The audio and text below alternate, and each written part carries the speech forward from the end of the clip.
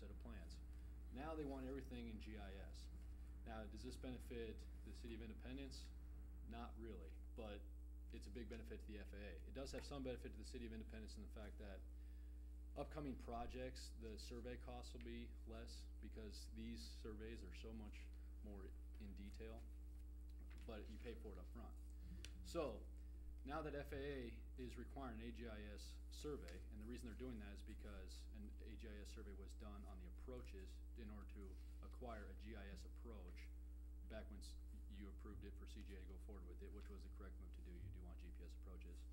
That is called a triggering event, is what FAA is calling it. I do that because they literally put quotes around it.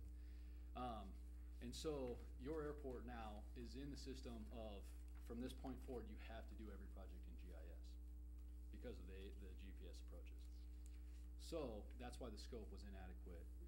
They basically had to draw a line in the sand. They want every airport in the next 4 years to be on the AGIS system. So they've drawn a line in the sand basically saying, here are the triggering events in which all projects will go to GIS. And the GPS approaches was the Independence Municipal Airport's line in the sand. If you look at the contract here on page A5, there's only two differences in this contract from the one that was already approved.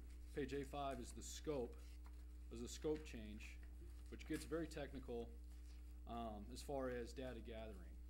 You now have to do aeronautical surveys twice, and they're in much more detail. You have to do them with leaves on and leaves off. So we'd have to do one, obviously, in late fall and one in summer. Data gathering on the ground, basically everything is being brought into one national system. I wrote some notes here so I didn't forget everything to tell you guys. It's the National Geodetic Survey System that they want to link everything into it. It's not only protecting airspace with the GIS system, wetlands, all environmental concerns, anything is all going into this one database now. Also on top of when I said the survey is more detailed, now the survey is, I mean, we have to send a guy out with a GPS, I mean not a GPS, I'm sorry, like an iPad, and a GPS, and he goes out there and shoots a point. Before you could shoot a light, no big deal. You enter in the survey code for a light, you shoot. Now when you enter in a light, just for an example, if you enter in a runway light, you shoot the light elevation, you take a picture of the light, you sketch the light, and you enter in the iPad in the data table the color, the location as far as the station. I mean, the detail of it is incredible. To me, in my opinion, the whole AGIS, I guess my opinion doesn't matter, but the AGIS is very beneficial for large airports. Well, back up, it does. Well, in my opinion, the AGIS system, I'm not promoting the AGIS ALP, but it's a requirement of FAA. And looking at the past ALP that the city has done, it was approved in 2003 and performed in late 1990s.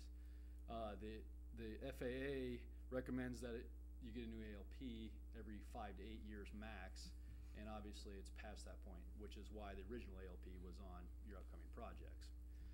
What this means is that without projects on your ALP, your current ALP right now you show existing conditions and ultimate conditions.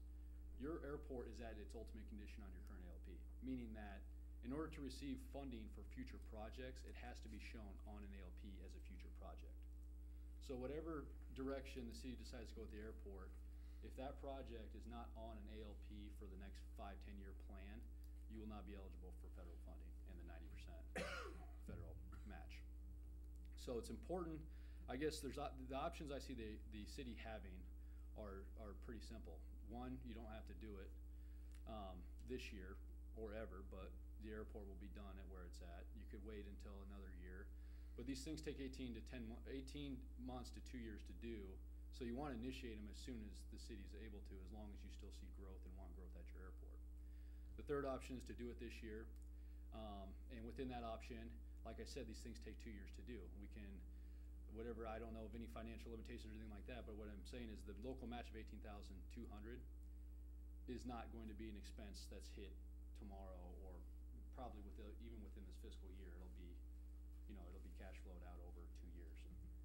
So the new part of this, or the new price on this contract is $182,000, tripling the expense. And that brings the local match to $18,200.